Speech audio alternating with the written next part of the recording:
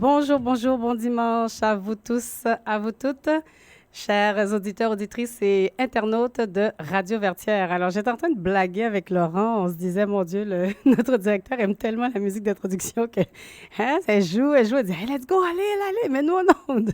Alors, bonjour, Jacques-Gary, ça va bien? Alors, bonjour, Oui, notre directeur. Bonjour. Steve. Bonjour, bonjour. Ça va. Bon dimanche. Oui. Bonjour, Laurent. Ça va? Ça va bien, merci. Bon, alors, nous sommes le 20 décembre, la dernière, en tout cas, pour moi. Je vais prendre un petit congé et retourner. Je serai de retour avec vous le 10 janvier. Mais entre-temps, j'ai une bonne nouvelle pour vous. Mon cher Laurent va prendre la relève la semaine prochaine. Oui. Alors, il va animer une émission tout seul, comme un grand. Ah. Je vais le regarder, voir comment il fait Je ça. pensais que tu étais en congé, là. Hein? Je pensais que tu étais en congé, Oui, là. mais je vais quand même t'observer. Ah oui, puis tu vas appeler à la mi-temps, dire, OK, Laura, fais ça. Oui, Fais ça. là, tu as dit telle chose. En tout cas, donc voilà, nous sommes le 20 décembre et puis, comme on vous l'a mentionné la semaine dernière, aujourd'hui, on va conclure avec le sujet de la cybersexualité chez les jeunes, donc l'aspect pénal. On ne va pas vous donner énormément de détails, mais juste quand même en gros.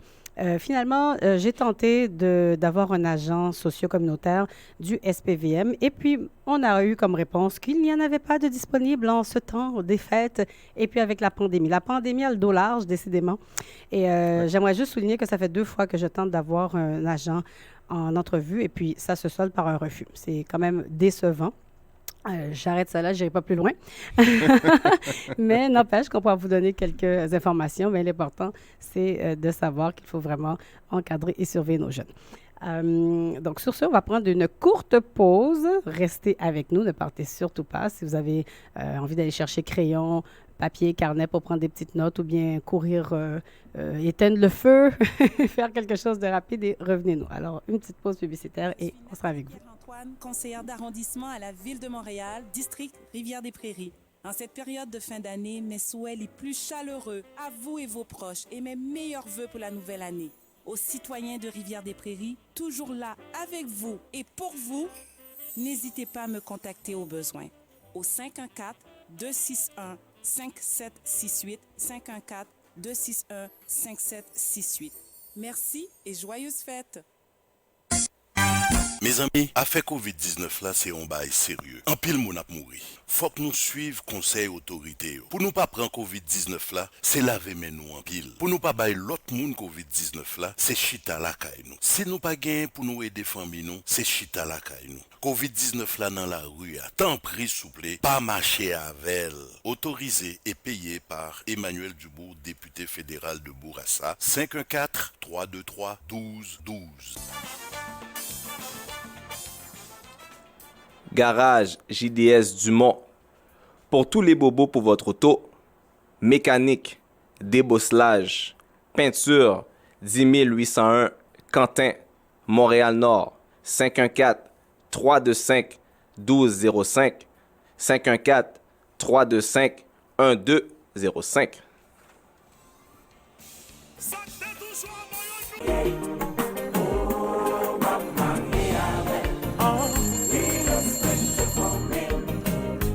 Restaurant Flap Flap, bonjour. Bonjour monsieur, avez-vous du griot? Absolument madame, c'est notre spécialité. Et je tiens à vous annoncer qu'à l'achat d'un plat de poulet ou de griot au prix régulier, vous obtenez 50% de rabais sur le deuxième plat. Waouh, c'est intéressant. Bien sûr, et je tiens également à vous annoncer que le vendredi et samedi, nous avons du lalo et ce même samedi, le bouillon consommé. Et où êtes-vous situé? Nous sommes situés au 5808 Charleroi à Montréal-Nord, près de la Cordaire, en arrière du Canadian Tire, à côté du Walmart. Faites-vous aussi la livraison? Pour la livraison, ça oui madame. 514-329-7787. 514-329-7787.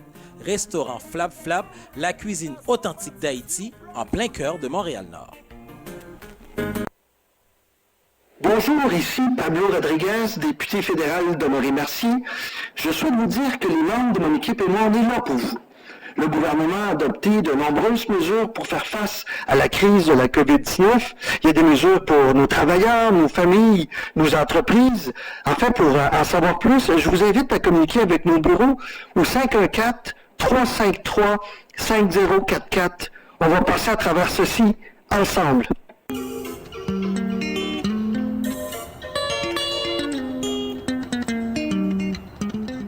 Alimentation Caraïbes Plus. Situé au 77-84 Boulevard Lévesque-Est, Saint-François, Laval.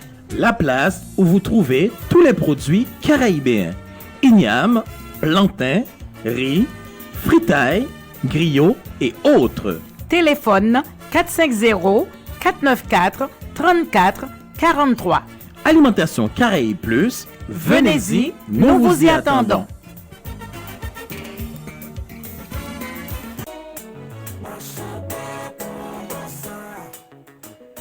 Vous avez envie de manger de la bonne marinade, accra, pâté codé, griot, etc.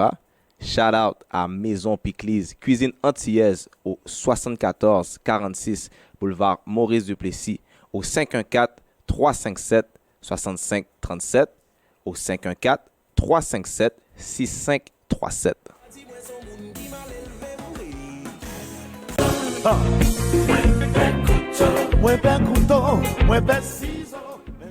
Haïtiens d'Haïti et de l'étranger, ainsi que toutes les autres communautés, désormais, la solution naturelle à vos problèmes de santé a une référence. Jean Vauvon Life and Wellness. Jean Vauvon Life and Wellness est une pharmacie naturelle située à Fort Lauderdale en Floride et spécialisée dans la vente en ligne de suppléments et de produits naturels. Pour information, composez le 1-800-910-3532. Par WhatsApp, 954-516-3695. Ou encore, faites un petit tour sur le site internet www.jeanvonvonpharma.com. Pour éviter le bistouri, la solution Jean Vauvon Life and Wellness au naturel. Yo, Patrick Desbagueux, I hate to say this, man, but I told you so.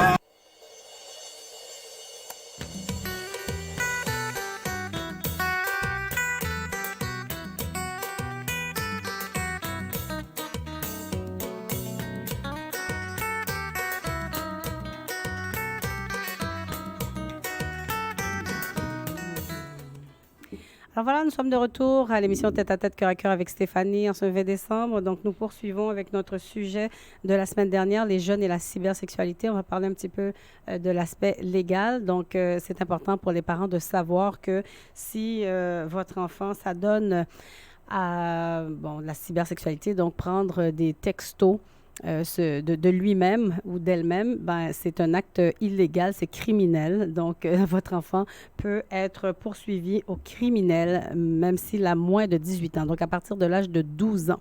Donc, c'est vraiment important de le savoir. Et dépendamment aussi de la gravité, évidemment, du geste, ils peuvent même être enregistrés comme délinquants sexuels et être poursuivis pour pornographie juvénile. Et oui, ça semble étrange à dire, mais si l'enfant prend des photos de son propre corps et le diffuse, le partage, c'est une infraction. C'est étonnant, c'est son propre corps, mais oui, c'est une infraction. C'est considéré comme tel. Donc, ce qu'il faut savoir aussi, en tant que parent, si vous ne faites rien, vous serez considéré comme légalement responsable. Donc, les sexting, pour ceux qui ne le savent pas, mais je pense que vous devez le savoir aujourd'hui, c'est évidemment le partage de contenu sexuellement explicite par texto. Donc, le sexting ou les sextos. D'accord? C'est vraiment pour les jeunes étonnant. Je lisais un document présenté par une chercheure de l'université Harvard qui disait que les adolescents font ça évidemment sans être conscients des risques. Et pour eux, ce sont des... pas pour tous, quand même, certains trouvent que c'est tout à fait normal. Et pour eux, c'est du safe sex. Donc, ils pratiquent une sexualité qui est plus prudente. Il n'y a pas de risque de grossesse et il n'y a pas non plus de risque de transmettre des maladies. Donc, les ITSS, les infections transmissibles par le sexe et le sang, donc anciennement appelées les MTS. Donc, il y a toute une logique derrière ça pour eux. Et il faut dire aussi que ces jeunes sont exposés, ils font partie d'une société où la sexualité est vraiment partout, souvent très mal utilisée. Et donc, ils ne font qu'imiter ce qu'ils voient autour d'eux dans le cadre de certaines émissions, les images. Donc, plusieurs le font aussi. C'est pour être acceptés ou bien pour grimper tout simplement dans l'échelle sociale ou atteindre certains objectifs. Il y a un cas qui était relaté dans le cadre de cette recherche où une jeune fille avait pris des photos d'elle, donc de ses parties intimes même ou certaines postures, parce qu'elle voulait devenir mannequin. Alors, allez vous imaginer, et elle a cité l'exemple d'une certaine jeune femme qui était passée par le magazine Playboy, etc., qui avait été reconnue et qui est devenue mannequin. Donc, elle voulait suivre cet exemple-là et elle pensait qu'en agissant de la sorte, ça pouvait lui ouvrir des portes. Donc, c'est sûr que comme parent, ça peut être choquant d'apprendre certaines choses sur son enfant, mais prenez le temps de discuter, d'échanger. Parce qu'on peut avoir des réactions quand même qui sont assez violentes quand on apprend que notre enfant fait certaines choses, surtout sur Internet. Je vais vous donner un autre exemple. Dans un milieu assez huppé, paraît-il, une jeune fille dont le père était le recteur a eu certaines activités sexuelles en ligne. Donc, il y a un jeune homme qui la regardait. Elle était au courant, mais ce qu'elle ignorait, c'est qu'elle était filmée par cette personne. Et le jeune homme a ensuite a transmis la vidéo à un site pornographique. Et quelqu'un étant tombé par hasard sur la jeune fille a contacté la mère de la jeune fille pour lui dire « Voici ce que j'ai trouvé, va sur tel site ». Et donc, la mère était réellement sous le choc. Et ce qu'elle a fait, c'est qu'elle a expulsé sa fille du domicile familial. Un petit peu comme certains parents font quand ils apprennent que leur fille est enceinte. Alors, je me dis, je comprends le choc, mais en même temps, est-ce que c'est logique maintenant d'aller exposer sa fille, de l'envoyer comme ça à la rue, donc de prendre le temps de s'arrêter, de discuter, d'échanger, parce que la jeune fille, vraisemblablement, ignorait qu'elle avait été enregistrée et que cette vidéo maintenant circulait et était rendue sur un site pornographique. Alors, c'est le genre de choses qui peut arriver. Donc, les jeunes doivent être vraiment avisés pour éviter de subir de telles humiliations. Une autre chose qui était ressortie aussi dans cette recherche, c'est que les jeunes le font et ils sont à l'aise avec ça dans la mesure où ça reste dans un groupe restreint, c'est-à-dire un petit groupe d'ados, ou bien ils partagent avec leur partenaire, leur amoureux ou leur amoureuse, comme on a dit la semaine dernière. Donc, si ça reste dans ce cadre, pour eux, ça va, c'est acceptable, pour certains, en fait.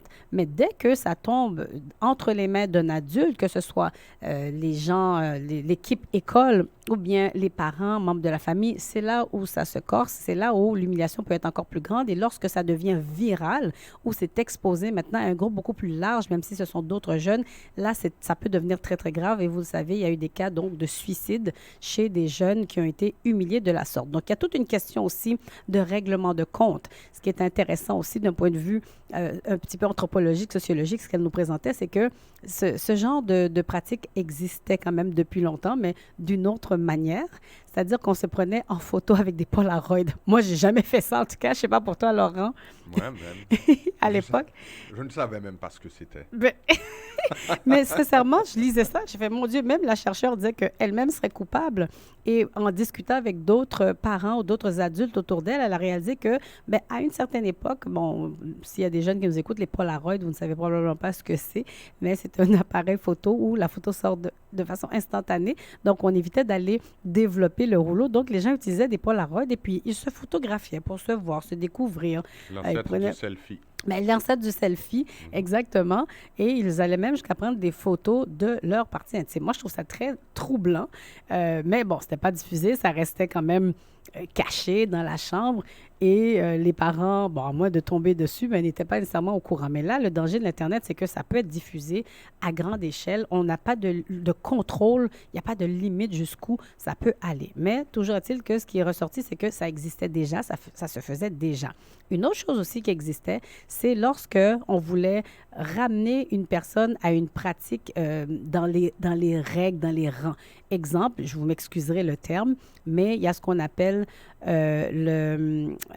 c'est-à-dire qu'on veut redresser, j'ose jamais dire des gros mots, mais excusez-moi, c'est écrit tel quel dans le texte, les salopes, excusez-moi, et c'est toujours les femmes qui sont visées malheureusement, c'est-à-dire qu'une jeune fille qui serait précoce ou qui aurait des partenaires et tout ça, on voudrait la ramener, la redresser. Donc, une forme de, comment je pourrais dire ça?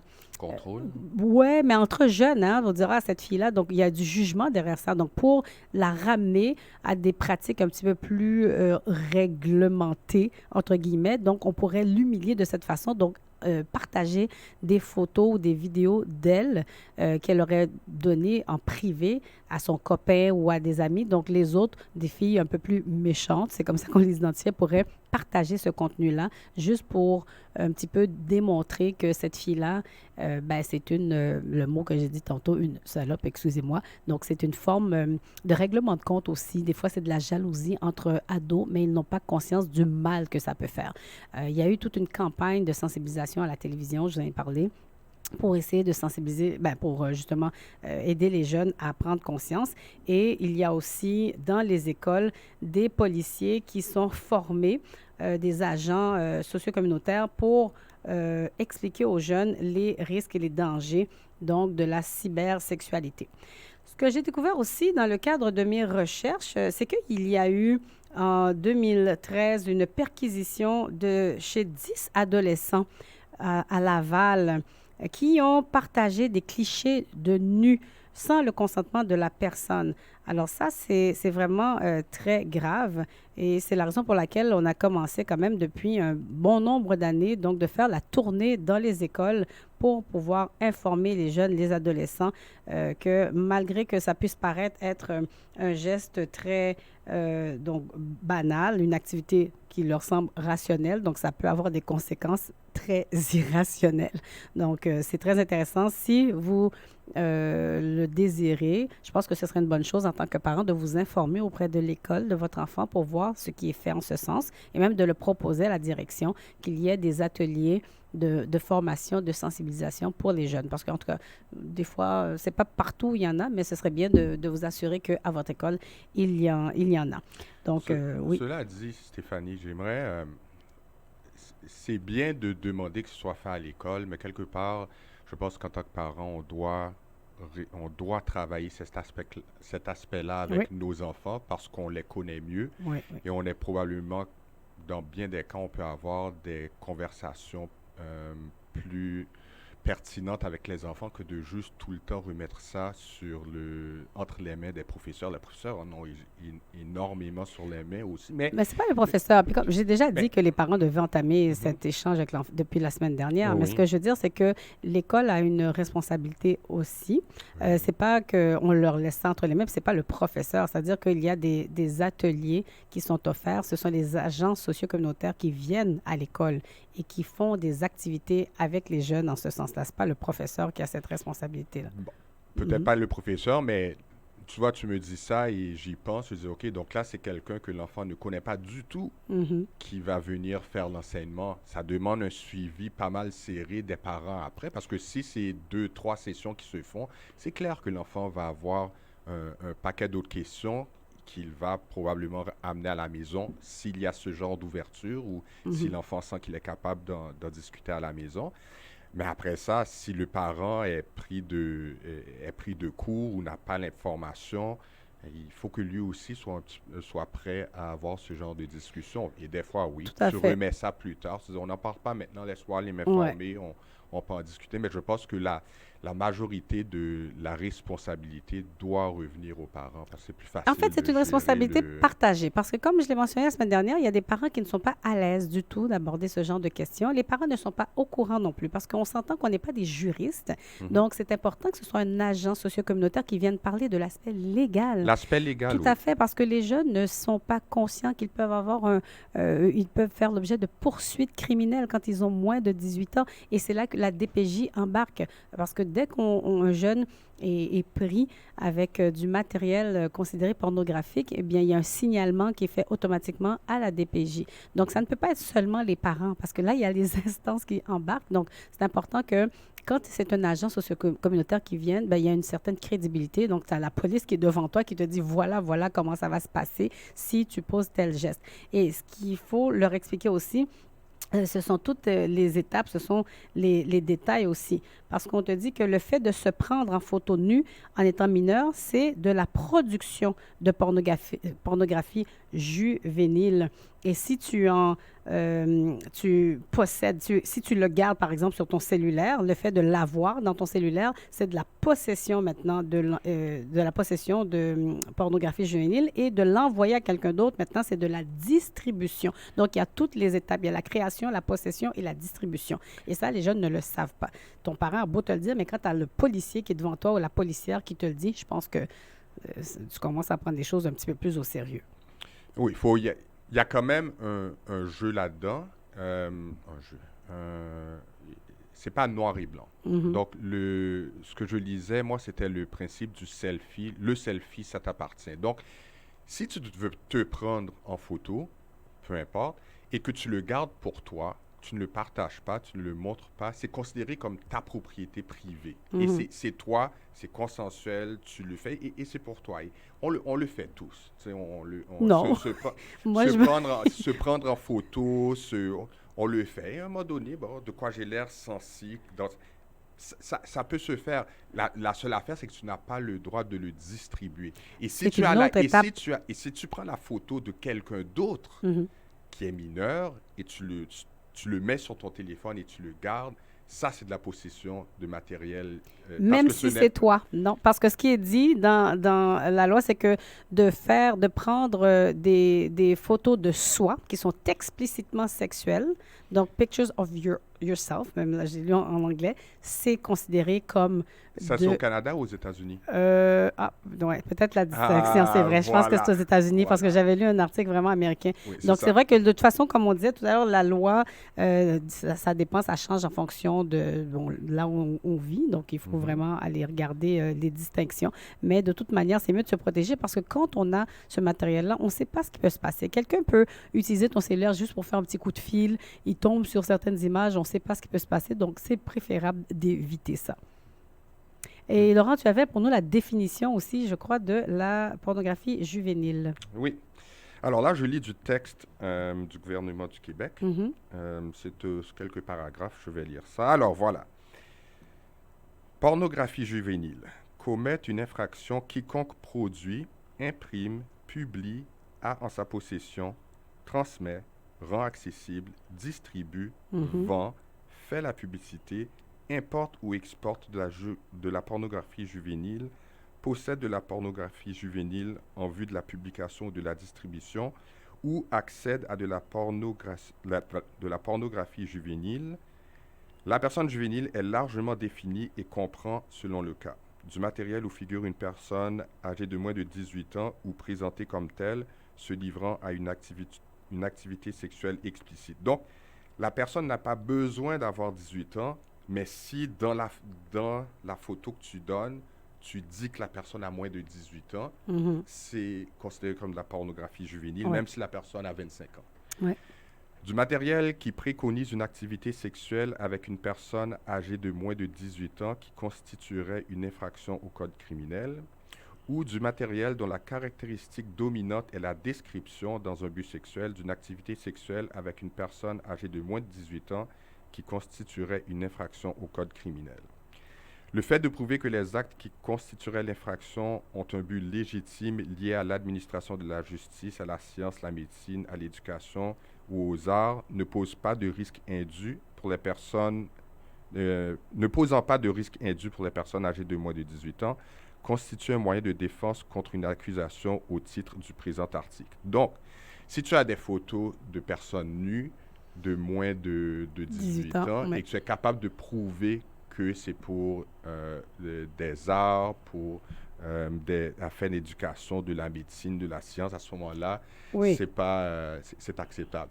Mais il y a des artistes qui se sont fait prendre avec ça aussi. Parce que ce que je disais, c'est que la ligne, elle est très, très mince. Et puis, pour rassurer les gens aussi, parce qu'il y a eu une époque où tout le monde était parti en peur, prendre une photo de son enfant dans une baignoire ou ton enfant qui court nu sur la plage, c'est pas de la pornographie juvénile. Hein? Parce que ce que je disais, c'est qu'il fallait quand même pas partir en peur et que, tu sais, bon, si tu as ça sur ton cellulaire, des photos de ton enfant, bon... Oui, cela dit.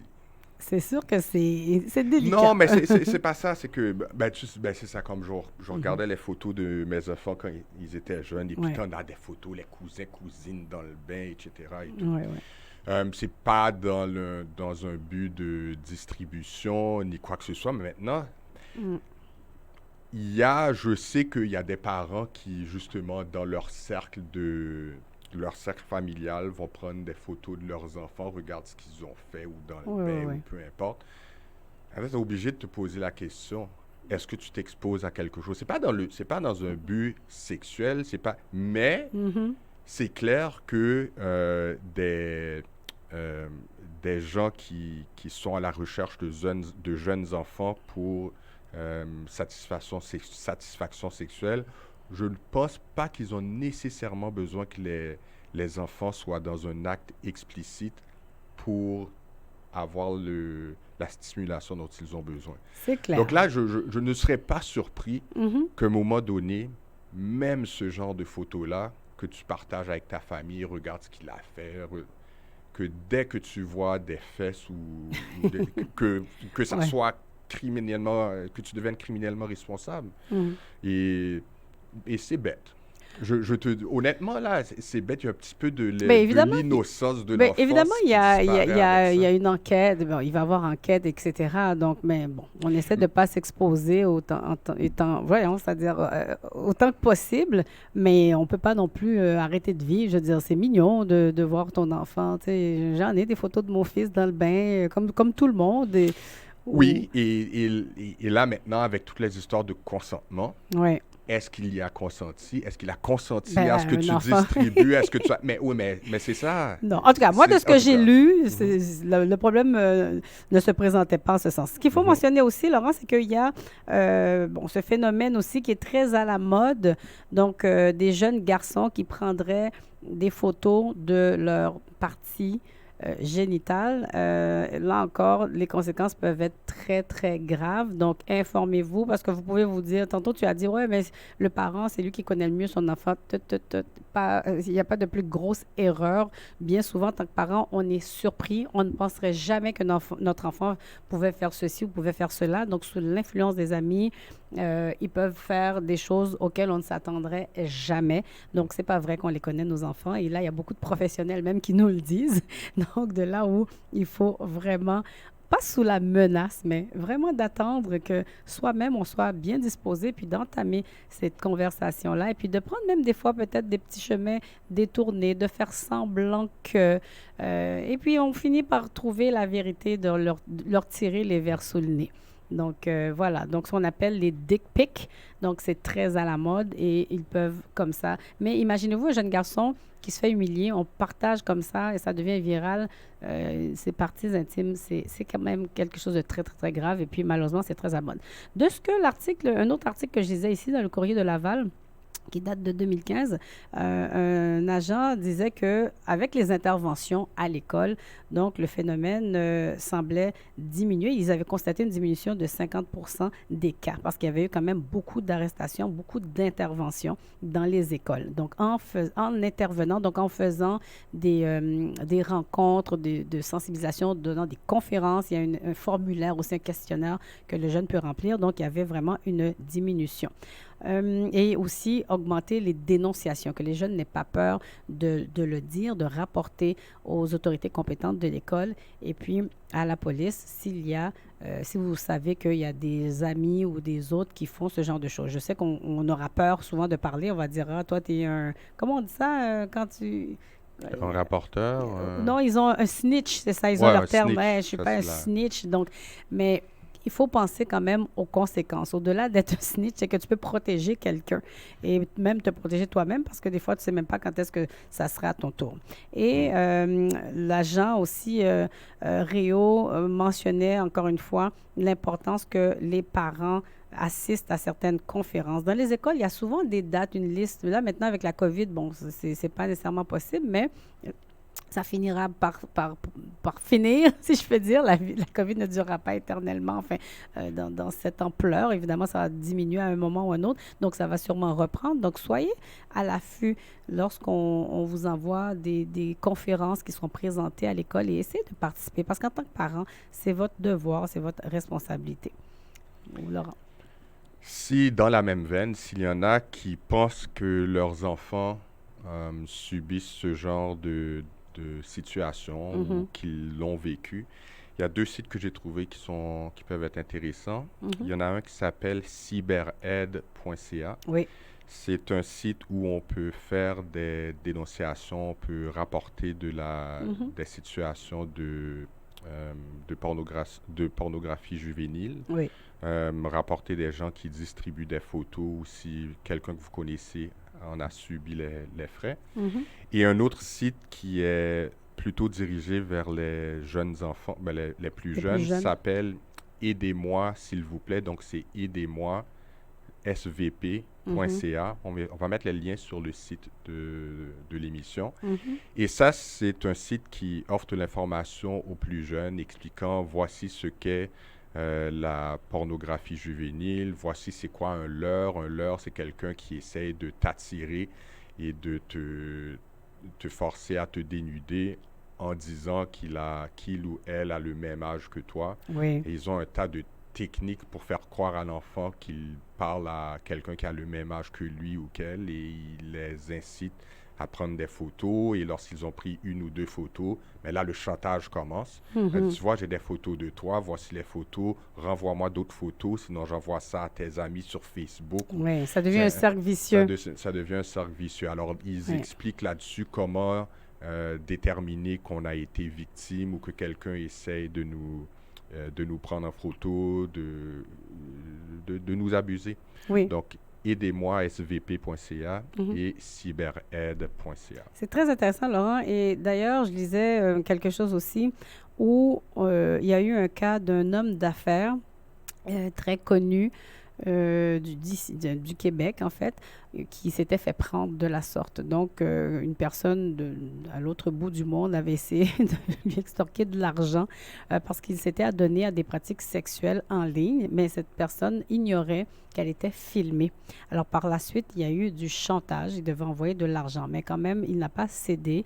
Donc, il en a informé les policiers. Il y a eu enquête. Mais imaginez-vous la honte de cet homme. Et puis, la personne qui lui faisait le chantage avait menacé d'envoyer, je pense qu'il avait même envoyé la vidéo à Radio-Canada. Mais la SQ avait fait stopper tout ça. Donc, ça peut aller très, très loin. Alors, moi, je voudrais tellement pas être à la place de cette personne-là. Tu peux t'imaginer.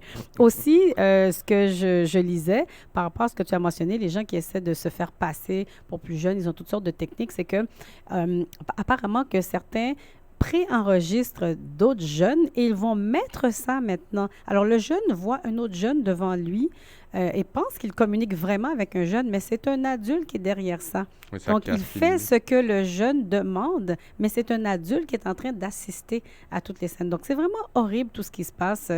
Je lisais des articles où ils disaient c'est terrifiant. En matière de pornographie juvénile, il y a de tout. C'est atroce. Et là, on n'ira pas dans les détails, mais il faut protéger vos enfants parce que là, on vous parle de choses entre ados, mais ça peut aller plus loin, ça peut être plus grave. Ils peuvent devenir même des victimes de prédateurs dangereux.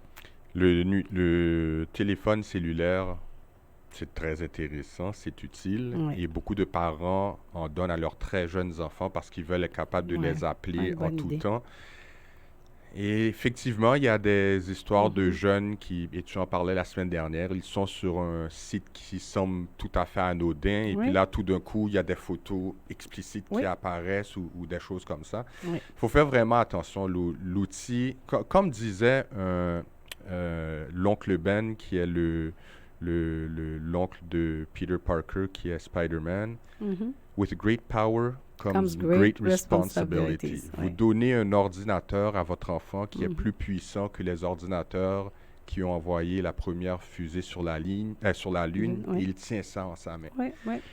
Il a accès à tout, à moins que vous ayez mis des contrôles extrêmement serrés sur le téléphone de l'enfant. Donc, et même là, ils vont trouver un moyen de contourner. Ils sont brillants, ils connaissent la technologie.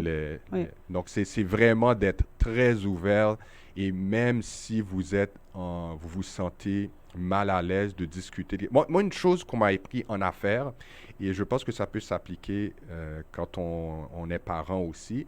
En affaires, on te dit, quand tu te demandes si tu dois faire quelque chose et ça te fait peur, fais-le. C'est fais-le. Parce que c'est ça qui va te permettre de grandir et de devenir plus fort. Ah, je pensais que tu disais si tu avais un doute, par exemple, est-ce que je lui donne les téléphones, je lui donne pas. OK, pas non, c'est pas ça. C'est vrai. Alors, quand vous avez des discussions, tu parlais de on se sent mal à l'aise et tout. Si vous vous sentez, si ça vous rend mal à l'aise, il y a des fortes chances que faut que ça soit une discussion que vous ayez avec votre enfant. Parce que c'est là que ça ouvre les canaux de communication, et c'est là où il y a moins de cachotterie. Oui, mais le danger, Laurent, là-dessus, c'est qu'une personne qui n'est pas prête, ça ne sert à rien de se forcer à faire une chose pour laquelle... Parce que quand un parent n'est pas prêt, qu'un sujet est tabou, ça va au contraire briser le lien de confiance, parce que le parent va s'énerver, ça va sortir tout croche et l'enfant n'aura plus envie d'avoir une conversation. Et là, il y a des parents qui écoutent, je suis sûre que vous vous reconnaissez, parce que ça ne sert à rien, parce que ce que vous voulez, c'est d'établir cette confiance, c'est que l'enfant puisse venir vous parler, s'ouvrir à vous.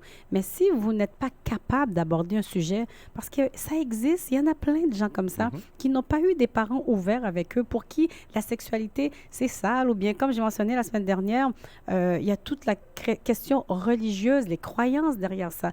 Donc, c'est difficile. Donc, tant qu'à faire ça de n'importe quelle façon et de briser la relation, ou bien d'avoir un résultat opposé à ce que vous recherchez, bien, écoutez, demandez à quelqu'un qui est proche de votre enfant d'avoir cet échange-là, et peut-être vous-même être présent ou non. Parce que des fois, il y a des enfants qui ne vont pas s'ouvrir parce que le parent est là, ils ne sont pas à l'aise. Donc, il faut l'accepter. Puis moi, je me dis, tant qu'à faire les choses de n'importe quelle façon, vaut mieux que ça soit une autre personne qui le fasse.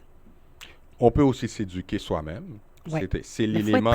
Oui, non, mais c'est ça. Mais faut être... Oui, clairement, j'en conviens. Et c'est là où je dis, si on est mal à l'aise, c'est peut-être signe qu'il y a peut-être un travail à faire de notre côté pour être capable de se sentir à l'aise et d'en discuter avec l'enfant. Parce qu'éventuellement, quand ton enfant a ce genre de discussion importante ou de choses qui la tracassent, est-ce que tu veux vraiment tout le temps qu'elle aille voir quelqu'un d'autre? Ou est-ce que tu aimerais que... Ça dépend. Mais ça dépend, parce qu'il y a des parents qui ils le disent carrément, non, moi, je ne suis pas à l'aise. Moi, je ne veux pas parler de choses comme ça avec mon enfant, point. Moi, je connais des gens qui me disent ça. Non, moi, je ne veux pas parler de telle chose avec mon enfant. Et il y a des gens qui ont reçu une autre éducation. Ils ne sont pas prêts. Ils ne sont pas comme... Toi. Bon, moi, même la semaine dernière, j'allais dire, ils ne sont pas comme toi et moi, mais même moi, j'ai certaines limites pourtant. Je ne suis pas vieille, je suis ouverte, j'ai grandi au Québec, etc. J'ai eu des cours de sexualité à 12 ans. Moi, j'arrivais chez moi, oh maman, je rapportais à ma mère ce que j'avais appris. Ouais, quand le spermatozoïde féconde l'ovule, et moi, je voyais les yeux de ma mère comme ça. Elle avait perdu sa langue, donc tu peux t'imaginer. Mais malgré tout, il y a des sujets... Bon, éventuellement, oui, je vais les aborder, mais il faut être prêt. Mais il y a des parents qui ne le seront pas. C'est tout. Et il faut l'accepter, puis il faut trouver d'autres façons, parce qu'il faut que l'enfant ait quelqu'un à qui parler. Il y a une chose aussi que je vais mentionner, Laurent. On nous parle aussi de l'application Yellow, que je ne connais pas. Apparemment, c'est le Tinder des ados. Et il paraît que c'est très, très populaire, donc il faut surveiller ça aussi. Puis vous connaissez évidemment Instagram, Snapchat, etc. Donc allez voir. S'il faut même que vous annuliez, que vous fermiez les comptes de votre enfant, ben oui, faites-le. Ça peut être nécessaire pour un temps, jusqu'à ce qu'on enlève un petit peu d'addiction. Moi, la première conséquence que je donne à mon fils, je sais c'est quoi, c'est que tu n'as pas accès à l'ordinateur pour un certain temps, puis on échange, on se parle, et puis il faut réglementer, OK, tant de temps sur l'ordi. Et aussi, comme parents, soyez éveillés, soyez vigilants. Votre enfant est enfermé dans sa chambre depuis des heures. Ben, je m'excuse, frappez à la porte, allez voir. Je me souviens d'une expérience, une fois, j'étais en vacances chez de très bons amis à moi en Floride. Et mes amis avaient des enfants ados à cette époque-là. Puis je voyais le papa régulièrement aller frapper à la porte. Go, go, go, go. Puis un tel, ouvre la porte, ouvre la porte. Puis là, il dit, laisse ta porte déverrouillée. Moi, je me disais, mais franchement, je dis, mais qu'il le laisse tranquille. Mais je ne comprenais pas. Moi, mon enfant était bébé à l'époque. Mais tu sais que c'est maintenant que je comprends, et ça remonte à plusieurs années, mais ça me revient à l'esprit. Je comprends maintenant en tant que papa pourquoi il faisait ça. C'était important d'assurer une surveillance. Son fils est enfermé dans sa chambre. Ben, je veux pas que ta porte soit verrouillée. Qu'est-ce que tu fais? Pourquoi ta porte est verrouillée? Déverrouille-moi ça. Puis il allait cogner de temps en temps pour voir. Il était sur son ordi. Ben, c'est une forme de contrôle. Il ne faut pas être harcelant, mais c'est une forme de contrôle parental. Et puis, on met ce qu'on peut aussi sur l'ordinateur avec des mots-clés pour éviter que, nos jeunes aillent n'importe où. Nous, quand les enfants étaient jeunes, l'ordinateur était dans la cuisine. Oui. Donc, il y avait tout le temps un parent là et chaque fois qu'il regardait quelque chose, le Xbox aussi était dans la cuisine. C'est plus tard, lorsqu'ils sont arrivés près de 18 ans, que là, ils se sont mis à... Mais même mes filles, elles sont tout le temps dans une ère ouverte sur leur ordinateur. Il y a mon fils qui, lui, il a son ordinateur, ses haut-parleurs. Il est équipé. Il est équipé. Et puis, quand il est sur son ordinateur, je l'entends qu'il crie parce qu'il est sur ses jeux. Et... hey, mais qu'est-ce que t'as fait? Non, mais là, il a quand même plus que 20 ans. Donc, regarde, fais ce que tu veux. Juste amène pas de virus dans la maison. Il ne faut pas que ça se distribue sur les ordinateurs. Mais oui, ça, c'est une des techniques qu'on avait utilisées. L'air ouverte. Oui, on le met à un endroit où il y a tout le temps un parent. Oui, c'est bien ça. Mais aujourd'hui, c'est ça, les enfants sont gâtés. Ils ont leur ordinateur personnel. Ils font un petit peu ce qu'ils veulent. Et souvent, le parent est fatigué, il n'a pas le temps, il est occupé. Donc, on se débarrasse un peu en disant, tiens, vas-y. Et puis, on ne surveille pas. Ça nous donne une pause, ça nous libère. Mais il y a Netflix. Nanny Netflix. Nanny Netflix, c'est ça, mais il y a des dangers à ça. Donc, je pense qu'on l'a assez dit, vous avez bien compris. On vous souhaite vraiment d'être vigilant. Et puis, si vous faites face à une telle situation, plutôt que d'expulser votre enfant hors de la maison, et entamer une conversation ou trouver quelqu'un, comme je l'ai mentionné. Donc, c'est toujours la meilleure solution parce qu'en mettant l'enfant hors de la maison, vous l'exposez davantage. Laurent, avant de partir, il nous reste peu de temps. J'aimerais qu'on parle un petit peu de Noël qu'on va avoir cette année parce qu'il y a des gens qui nous écoutent, des gens qui seront seuls, il y a des gens qui sont déprimés, il y a des gens qui sont angoissés. La solitude, c'est pas une chose facile. Et ensuite, maintenant, avec les contraintes sanitaires, je ne veux pas voir ce que c'est. Pour ma part, je me dis toujours que, écoute, c'est un Noël dans toute une vie. C'est pas la fin du monde, mais ça, c'est moi. Il y a des gens qui sont beaucoup plus fragiles ou qui sont toujours seuls, pour qui ça sera beaucoup plus difficile. Donc, j'aimerais vraiment encourager ces personnes et vous dire, prenez le téléphone ou bien si vous avez le cellulaire ou bien un ordinateur, faites des Zooms. Faites-vous des rencontres, des visioconférences en gang. Ayez du plaisir. Sinon, si vous connaissez une personne qui n'a pas accès à ce type de technologie, mais le téléphone, tout le monde a un téléphone, prenez la peine d'appeler quelqu'un. Encouragez cette personne, offrez-lui des vœux ou bien préparez un repas. J'ai une amie qui va préparer des tartes. Elle va aller les distribuer à certaines personnes de son église qu'elle sait qui sont seules ou des personnes âgées. Faites des gestes comme ça pour essayer de casser un peu la solitude et de soutenir parce qu'il y a beaucoup, beaucoup de gens qui sont en souffrance et malheureusement, je veux dire, il ne faudrait pas qu'on ait des catastrophes là au retour des fêtes parce qu'on sait que le suicide, c'est une problématique. Et j'aimerais vraiment encourager tout le monde à faire un effort pour soutenir au moins une personne ou appeler quelqu'un. Et je ne veux pas oublier, il y a TVA qui permet aussi, ça s'appelle appelle-moi.ca. On peut aller sur le site et puis on donne le nom d'une personne seule ou de plusieurs personnes seules et apparemment que les personnalités de TVA vont passer un coup de fil. Je ne sais pas comment ils vont faire parce que je dis une information comme ça qui circule à la grandeur de la province, comment ils vont faire pour appeler toutes ces personnes qui leur seront suggérées, mais de toute façon, c'est ce qu'ils proposent. Je trouve que c'est une excellente idée, appelle-moi.ca. Donc, vous donnez le nom d'une ou de plusieurs personnes qui sont seules et puis ils vont appeler cette personne. Donc, les gens de TVA. Oui, ça passe à TVA. Quand vous regardez TVA, souvent, la publicité passe. Appelle-moi.ca, je pense. OK, moi, j'avais entendu qu'il y avait un mouvement comme ça qui était commencé où ils demandaient... En fait, c'était des cartes. Je pense que c'est un foyer de personnes âgées où ils avaient dit, ben, allez sur notre site, on vous donne le nom des gens qu'il y a chez nous et faites juste lui envoyer une carte pour qu'ils reçoivent une carte à Noël. C'est gentil, ça. Et ils ont été inondés de cartes. Et après ça s'est propagé. Il y a plusieurs foyers qui font ça aussi. Donc, ça permet que les gens reçoivent des lettres, choses que même nous, on ne reçoit presque plus. Tout se fait par courriel. Mais c'est bon, je trouve, de revenir à ces pratiques. Pour ma part, Laurent, je trouve que c'est important, je crois à ça. Moi, l'autre jour, je me suis couchée aux petites heures du matin pour écrire des cartes à mes collègues de travail, à la direction, etc. C'est important on dirait qu'on devient blasé, on ne fait plus ces choses, mais c'est beau de prendre un stylo, de choisir une carte avec une belle image, quelque chose d'inspirant, puis tu lis des beaux mots que tu as reçus de quelqu'un. Ça touche, ça fait du bien au cœur, ça fait du bien à l'âme. Revenons à ces belles pratiques.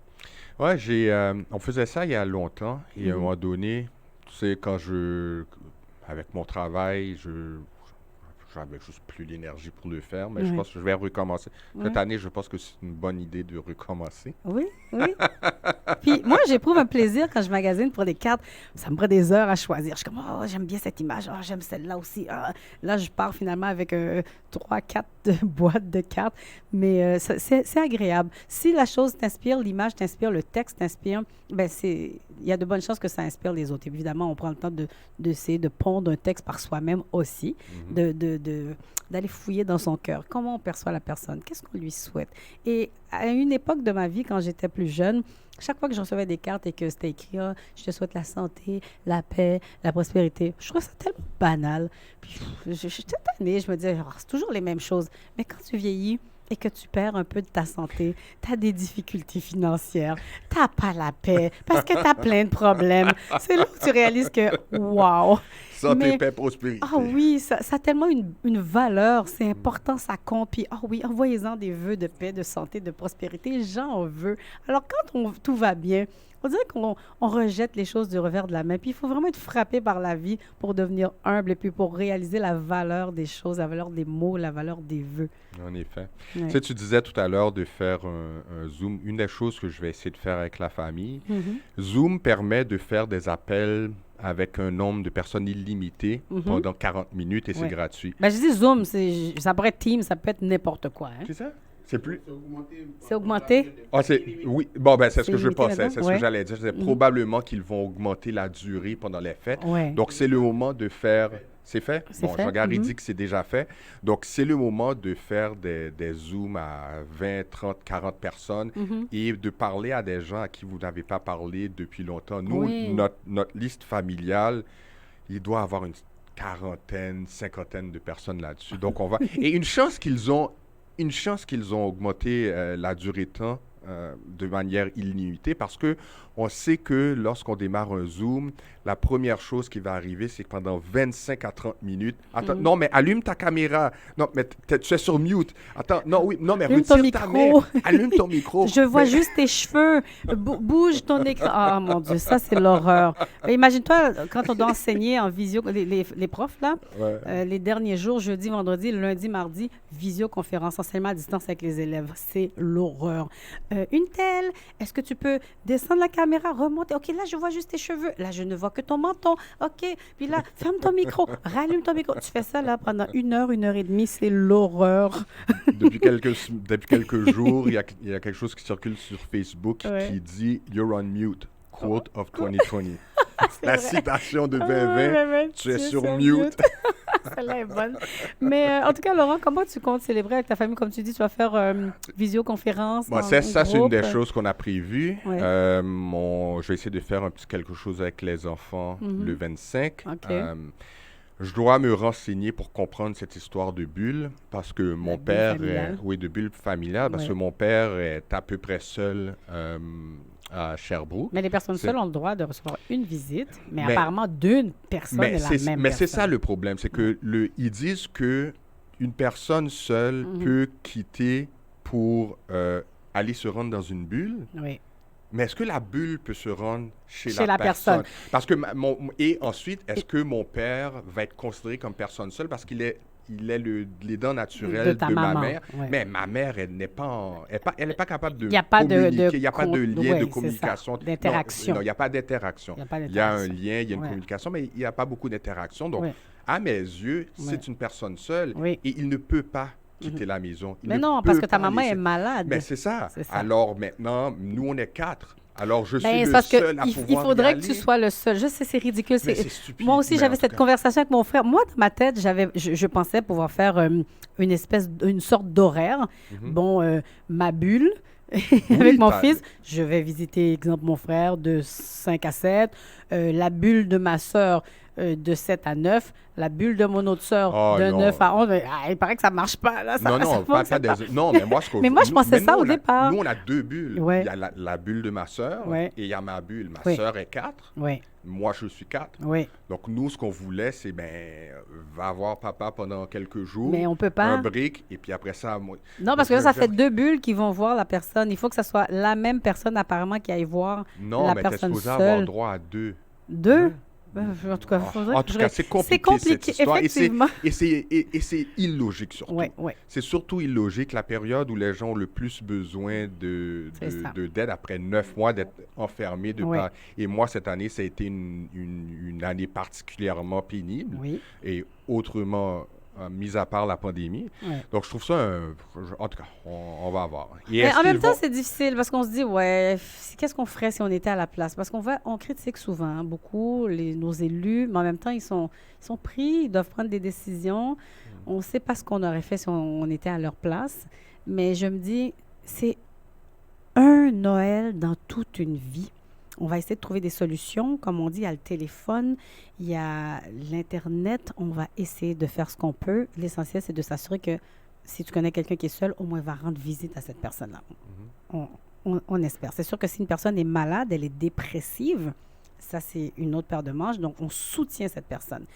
Quand on traverse des moments difficiles, on ne peut pas voir la réalité. On ne peut pas se dire, ah oui, c'est un Noël dans toute une vie. La personne n'a pas la capacité de faire cette analyse. Donc, oui, il y a un plus grand soutien, un plus grand besoin. Mais pour nous, qui sommes, bon, disons plus ou moins en santé, équilibrés et tout, ben, je pense qu'il y a moyen de faire la part des choses. Puis on va essayer de ne pas paniquer. Puis on se dit, c'est un coup à donner pour faire en sorte qu'il y ait moins de cas. Et idéalement, et que 2021, ben, qu'il y ait une lueur d'espoir et qu'on puisse recommencer tranquillement à vivre une vie à peu près normale. Quoi qu'on dit que ça peut aller encore plus loin que 2021, on verra, mais on l'espère. On a la l'espère. foi. Et puis, On en l'espère. attendant, on essaie de mettre en application les mesures sanitaires qui nous sont imposées, n'est-ce pas? C'est pas agréable, mais qu'est-ce que tu veux?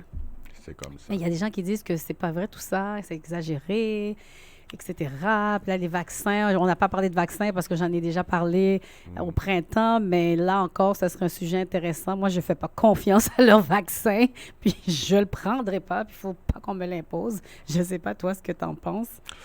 Je sais pas, l'affaire avec le vaccin, là, on pourrait déraper. Mais Ouais. l'affaire avec le vaccin, c'est que pour une des rares fois dans l'histoire humaine, toutes les compagnies pharmaceutiques se sont penchées sur le même problème en même temps pour les mêmes raisons. Donc, quelque chose qui aurait normalement pris 5, 6, 7, 8, 10 ans, eh bien, quand tout le monde s'y met et que tout le monde partage l'information, immédiatement, ça réduit de beaucoup le temps de déployer. Parce que Moi, sinon, j'ai un doute. parce que sinon, quand tu travailles sur un truc où tu vas être le seul à l'avoir, comme ça, tu vas être le seul à pouvoir demander d'être payé pour ton travail, mais là, tu peux mettre des prix exorbitants. Mais quand tout le monde le fait en même temps, automatiquement, tous les prix sont réduits. Donc, ça va plus vite. Mais en même temps, moi, éventuellement, tout le monde devrait j'ai des en doutes bénéficier. et j'ai écouté plusieurs spécialistes, scientifiques et tout, à travers le monde et tout.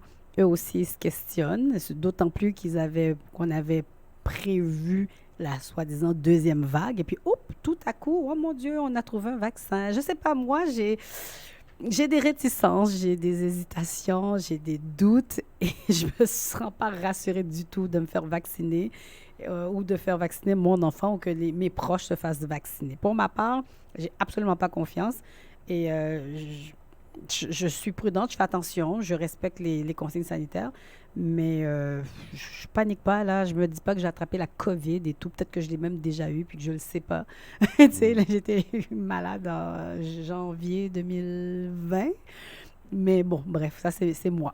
Mais je pars pas en peur avec ça, puis j'espère qu'on va pas nous imposer le fameux vaccin. Peut-être que oui, peut-être que non. Mais tu sais, cette semaine, hier soir, ça va être mon dernier commentaire là-dessus. Oui. Hier soir, j'ai envoyé, de temps en temps, j'envoie des photos, des caricatures éditoriales. Oui. Et hier soir, j'ai envoyé une photo où tu avais une infirmière assise dans un hôpital avec une pile de sacs de corps de gens décédés. Oh là là. Et à l'extérieur, tu avais les gens qui disaient que ça n'existait pas. Mon corps, mon choix, je ne veux pas être obligé d'être vacciné, liberté. Et c'est ça qu'on essaye d'arrêter. Alors les gens peuvent bien penser que c'est un coup monté, que c'est faux et tout. Au bout du compte, quand toi, tu as une crise cardiaque et que tu veux te rendre à l'hôpital et qu'on te dit « Désolé, tous les gens qui sont à l'hôpital sont là à cause de la COVID », c'est là que tu vas comprendre pourquoi on te demande de mettre ton masque, pourquoi on te demande de te laver les mains et pourquoi éventuellement on va te demander de te faire vacciner. Oui, mais le vaccin, encore une fois, il y a des professionnels qui disent que une fois que tu as pris le vaccin, je veux dire, ils sont même pas sûrs de la durée, de la protection de ce vaccin. Et puis, ce que tu reçois, c'est même souvent même trop tard de ce que certains disent parce que il ne peut plus te protéger. Le virus, il y a des mutations. Donc, en tout cas, c'est une discussion qu'on pourrait avoir qui serait longue. Moi, j'essaie de m'informer. Je lis beaucoup de choses. Puis, je ne suis pas convaincue que ça va protéger tant que ça parce que même eux, ils ne peuvent pas le dire. Ils ne connaissent même pas la durée, etc. Puis, il y a les conditions d'entreposage et tout ça. Mais c'est à l'utilisation qu'on va le savoir. Ouais, moi, je n'ai pas envie de me faire injecter n'importe quelle cochonnerie dans mon corps parce que, tu sais, on essaie des affaires. Non, tu sais. Anyways, toujours on va rester enfermé chez vous. Il est 1h02. Pas en tout. Il est 1h02. Avant de partir, j'aimerais vraiment souhaiter un très joyeux anniversaire à ma chère cousine Sandra Casimir, que j'aime beaucoup. C'était sa fête hier. Donc, je l'ai appelée. Je voulais le dire de vive voix en ondes. Et c'est notre fan qui est toujours à l'écoute, qui partage beaucoup notre émission. Merci, Sandra. Je te souhaite tout le meilleur. Et c'était l'anniversaire aussi de Tikazo, donc le connaisseur, hier, le 19 décembre aussi. Donc, meilleurs vœux. Et je vous souhaite à tous et à toutes un très, très joyeux Noël. Et soyez positifs, même si c'est difficile. Que Dieu vous garde. Je vous souhaite la santé, la paix, l'harmonie, l'amour, l'abondance. Et on va se retrouver en 2021. La semaine prochaine, Laurent Duperval sera avec vous. Moi, je suis en congé. Je reviendrai le 10. Voilà. Merci, Jean-Gary Cadet. De rien. Il est concentré. Il met la musique, il fait le fade-out. Oui, exactement. Alors, merci, Jean-Gary. Et puis, meilleurs vœux à toi et toute ta famille. Et à toi aussi, Stéphanie, à Laurent aussi. Merci, Jean-Gary. Alors, prenez soin de vous Noël. et restez à l'écoute pour les autres émissions sur le 1570 Radio Vertière. Joyeux Noël. Joyeux Noël. Avec leur longue peine, traînant derrière les sillons de leur chaîne. Happy birthday to you.